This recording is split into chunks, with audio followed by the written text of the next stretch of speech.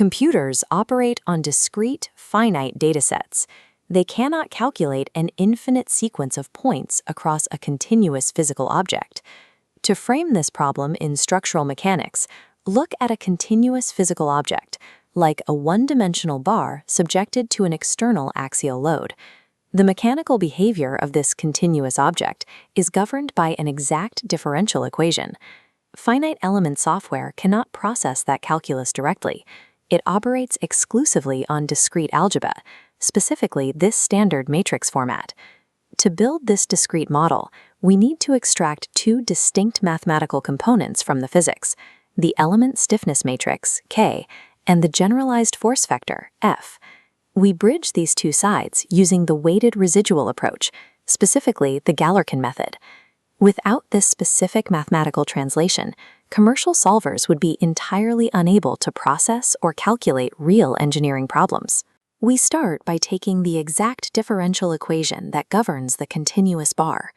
Because we cannot calculate a continuous displacement function everywhere on the bar, we substitute an approximate trial function in its place. Substituting an approximation into an exact equation unbalances it. The right side no longer equals 0. It produces a measurable mathematical error called the residual. Our objective is to minimize this residual error across the entire physical length of the finite element. To do this, we multiply the residual by a weight function and integrate that product across the entire domain of the element, from 0 to L. The Galerkin method provides a strict rule for this step. The weight functions must be mathematically identical to the shape functions used to build our initial trial model. While this weighted integral defines the error, the current mathematical form is highly rigid. It demands a trial function with complex continuity requirements to solve. The primary roadblock inside our integral is the second-order derivative term. Processing a second derivative requires a sophisticated, highly continuous trial function, which is computationally expensive to execute. We bypass this barrier using a standard calculus operation, integration by parts. The operation shifts the computational load. First, we detach one level of the derivative from the displacement term. Next, we transfer and attach that derivative directly onto the shape function. The immediate result is that both the shape function and the trial function now only require first-order derivatives. By lowering the mathematical continuity requirement, we rapidly transition the complex math into what is formally known as the weak form of the equation. Integration by parts forces a second major consequence. It mathematically generates new terms that must be evaluated exactly at the element boundaries. We migrate these newly generated boundary terms over to the right side of the equal sign. These boundary terms represent physical reality. They are the actual nodal forces acting on the ends of the element. In our original strong-form differential equation, these boundary interactions were invisible.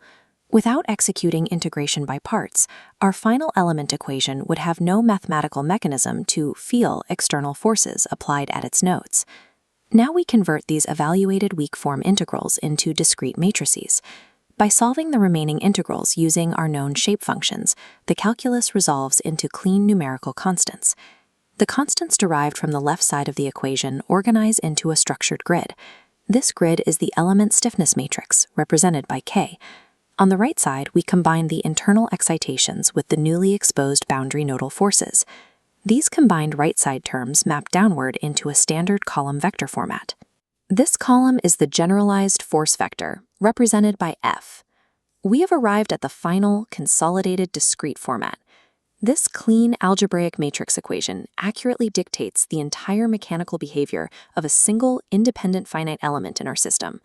We started with a continuous differential equation, generated a residual, lowered the derivative order through integration by parts, and extracted a discrete matrix equation.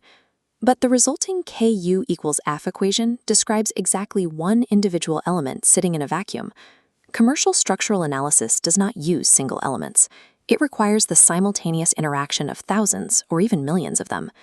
To solve a real structure, a mathematical process called global assembly stitches these individual equations together. Assembly ensures that where multiple elements connect, they correctly share physical forces and displacements at their common nodes. The local 2x2 stiffness matrix we derived is ultimately just one small coordinate slotted into a massive global stiffness matrix. Deriving this single-element equation provides the exact mathematical building block required, but structural analysis truly begins when those blocks are assembled to model the whole structure.